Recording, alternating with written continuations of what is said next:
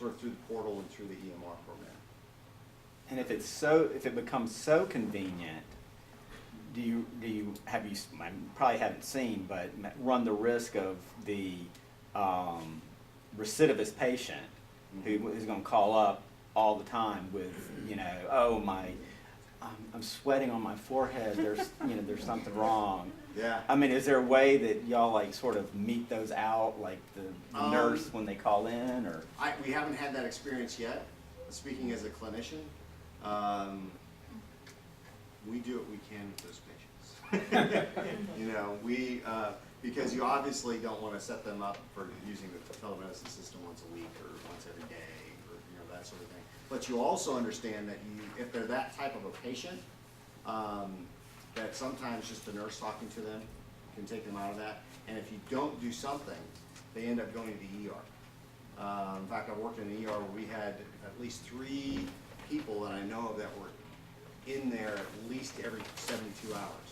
You would go in and you would see 1 of the 3 every time you worked. And we used to joke that, you know what, we should just make these people breeders. Because really half the time they're in there, their question is my throat's kind of dry, I'm kind of worried. And he's like, no, everything looks okay. Like, oh, okay. And they're ready to be discharged, but they've just run up a $400 bill by coming to the emergency room. So with those sort of patients, you still want to keep your arms around them and do as much as you can. And when they get to that point where they're not listening to a nurse or secretary or somebody who speaks nice and calmly to them, and then you engage them at that point. But that's rare. I don't think I've ever seen that. So. I try to follow up Dr. Mishra's point about obviously a patient get a lot great benefit from this, and you said there's no data to support the telemedicine. But how can we really convince a hospital or physician to use this system?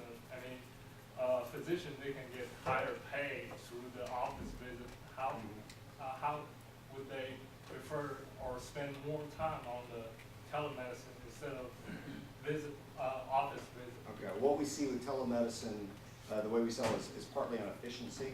The average consult for an internal medicine doctor in office is about 17 minutes. The average consult for telemedicine is about 13 minutes, so they can see more patients in that block of time. Ultimately, the way we're positioning this is for those patients that would normally come in and sit out in the waiting room. We're trying to say that, or they, you just see them with this system, the ROI is there, and we priced it as such that even if you hardly ever use it, it's still a great boon for the practice because you're attracting those types of patients that particular tech-savvy physician. If you're a tech-savvy person, you like to hang out with tech-savvy people. Really, you like to talk tech, you like to do that sort of stuff. Or if you're innovative, you like those kind of people who kind of feed off of each other. And really a big part of what we do with that marketing is that it stands the practice out. And ultimately what those practices can do is as you build up that sort of client base, they tend to be better insured, better educated. They tend to be less of a drain. They tend to use your office appropriately when you have those sorts of patients. So essentially what you're doing is you're seeing the same patient, but your income is growing. And what that allows you to do is if you're making more per patient, even if you're not using telemedicine, that also allows you, for those people that you really feel are in need and pulls at your heart that you really want to help, now you've got the ability to help them because you've got more time. And you've got the practice is doing better. And ultimately that's kind of how we sell it to the physicians. And that seems to resonate the most with them, is that idea that let's stop working harder, let's just start working smarter. So I'm sorry to keep going back to security, but she brought up an IP, or somebody mentioned IP addresses, and I was curious, do you have like a list of IP addresses that are banned from your systems? Maybe IP addresses that have malicious activity? No. And that's we haven't run into that problem yet. Especially, and you're making me think about have you read the article recently over the last couple of weeks about the spam house? Have any of you noticed that suddenly some of your web surfing has slowed down? You're like, what is going on? Well, there's a company that essentially helps block spammers.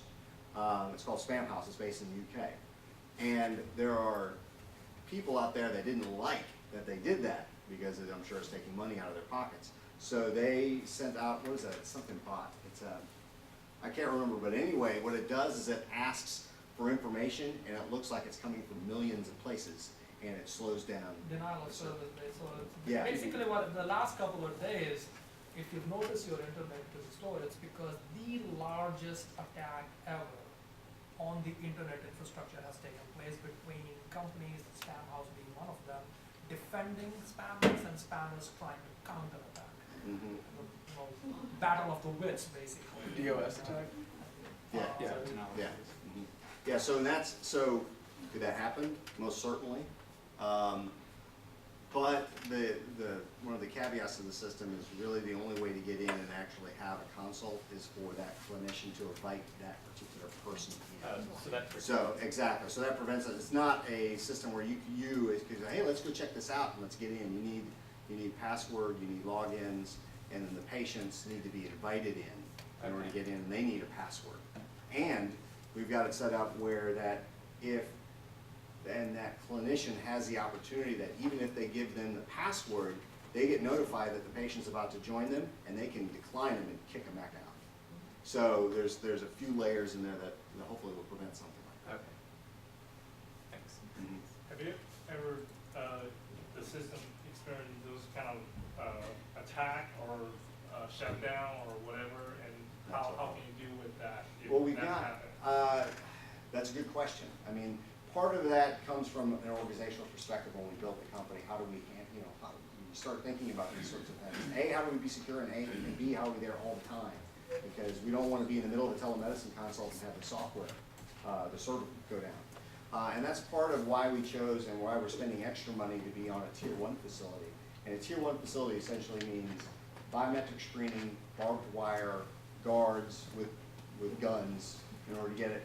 But in that server location, even if earthquake happened, tornado ran through and completely killed the place, there is an immediate mirror offsite backup that's backed up every 24 hours that the software is already located on in another part of the country. So even if there's a problem with that server farm, it pops over. On top of that, we've got technicians that are on 24/7 that can access the server, and if they need to, switch things around and make sure everything works. So we haven't had that sort of an issue. We've had a couple of things, you get a software update, and it's not supposed to, go through and you kind of notice it, but the guys pick it up immediately, and they only do it at 2, 3 in the morning. So, I don't know if any of you work for hospitals, it's always frustrating for me for some hospitals that I've worked in. They suddenly decide, and this is when I was working in the ER, that they need to download all of the data and put everything and shut down the system at 11 o'clock on a Friday night in an emergency room where you're the busiest. It drove me crazy. So I made sure that when we do this, it's 3 in the morning. We hire guys in California that are still up at 11 o'clock to do it. The final questions? Thank you, Dan. It was a pleasure. Great Thank you very questions. much.